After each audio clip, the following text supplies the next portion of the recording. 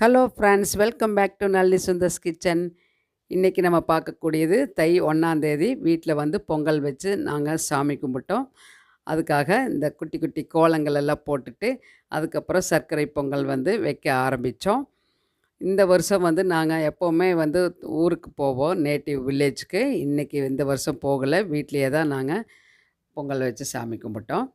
இந்த வீடியோ வந்து என்னோடய டாட்டர் தியா குட்டி தான் எடுத்துகிட்ருக்கா. பொங்கலுக்கு வந்து பொங்கல் பானை நல்லா கழுவி சுத்தம் பண்ணி சந்தனம் குங்குமம்லாம் வச்சுட்டு அரிசி தண்ணி ஊற்றிக்கிறோம். அதுக்கப்புறம் வந்து இங்கே சிறுபருப்பு வறுத்துட்ருக்கேன். பொங்கல் வந்து வரப்போகுது, அதுக்காக வெயிட் பண்ணிகிட்ருக்கோம்.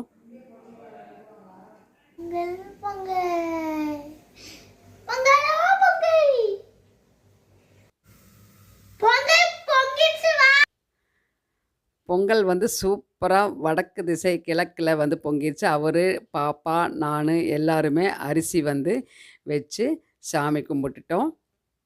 பொங்கல் நல்லா வந்தது, அதனால் ரொம்ப திருப்தியாக இருந்தது. இப்போ வந்து சென்டிமெண்ட்டாக அந்த 3 திசையிலையும் தண்ணி வந்து விடுவோம். ஆனால் நம்ம இந்த ஸ்டவ் மேலே படாமல் ஒரு ஃபியூ ட்ராப்ஸ் வந்து 3 பக்கம் விட்டுட்டேன். அதுக்கப்புறம் தண்ணியெல்லாம் எடுத்துகிட்டு நம்ம அரிசி மட்டும் முதல்ல போட்டு கலந்து விட்டாச்சு. அதுக்கப்புறம் சிறுபருப்பு கழுவி அது கூடவே சேர்த்தியாச்சு, வெந்துட்டுருக்கு. இப்போ சர்க்கரை பொங்கல் தான் நம்ம வந்து இன்றைக்கி செய்கிறோம். சிறுபருப்பு போட்டிருக்குது, இப்போ தான் போட்டேன் நான். அது நல்லா வந்து வேகணும், இன்னமும் நல்லா சாஃப்டாக குக் ஆகி வரணும். இனி ஒரு 5 நிமிஷம் வந்து வேகணும். நம்ம அந்த 5 நிமிஷத்துக்குள்ளே ஏலக்காய் வந்து நல்லா கல்லில் இடித்து வச்சுக்கிறேன். அதுக்கப்புறம் எடுத்து வச்சாச்சு, சர்க்கரை வந்து நாட்டு சர்க்கரை. அதுக்கப்புறம் பொங்கல் வந்து பார்த்திங்கன்னா இப்போ நல்லா கொலைய வெந்து வந்தாச்சு. நல்லா வந்து சாதம் வெந்ததுக்கு அப்புறம் தான் நம்ம வந்து வெல்லம் சேர்த்தணும், முதலே சேர்த்தக்கூடாது.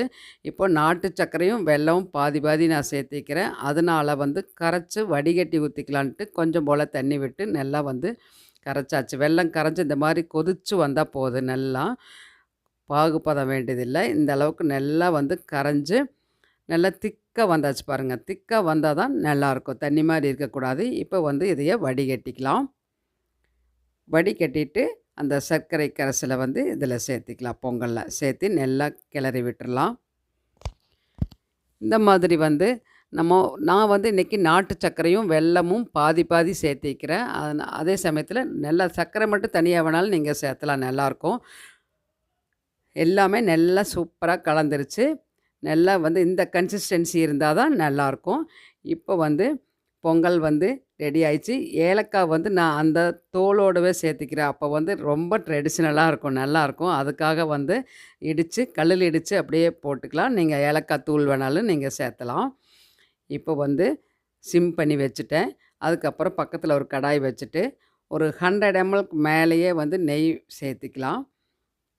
நெய் சேர்த்திட்டு இங்கே வந்து நான் இன்றைக்கி கருப்பு திராட்சையும் முந்திரி எடுத்து வச்சுருக்கிறேன். கருப்பு திராட்சை வந்து விதையோடு இருக்குது. அதனால் இந்த கருப்பு திராட்சை ரொம்ப ரொம்ப நல்லது, ஹெல்த்தியானது. அதனால் கருப்பு திராட்சை போட்டுட்டேன். நல்லா வந்து நெய் சூடானதுக்கப்புறம் போட்டால் இந்த மாதிரி வந்து நல்லா பலூன் மாதிரி உப்பு வந்த உடனே நம்ம முந்திரி சேர்த்திக்கலாம். முந்திரி வந்து ரொம்ப ப்ரௌன் ஆகக்கூடாது, இந்த அளவுக்கு கோல்டன் கலர் வந்தால் போதும். இப்போ ஸ்டவ் ஆஃப் பண்ணிவிட்டு நம்ம வந்து பொங்கலில் வந்து சேர்த்திக்கலாம்.